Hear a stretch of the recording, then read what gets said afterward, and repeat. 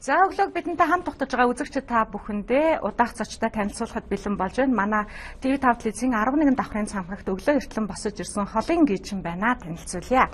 Алганы ихээс судлаач Япон улсын иргэн зүн бэлэгч гэдэг юм уу те аль эсвэл экстрасенсив гэдэг тийм үү бидний хувьд бол нөгөө 6 дахь метр хүртэл ийм холын зочин хүрэлцэн ирсэн байна. Дараагийн үзэгчийг авч байна. Өглөөний мэнд хүргэе. Зөвхөн харилцаараа чагнараа.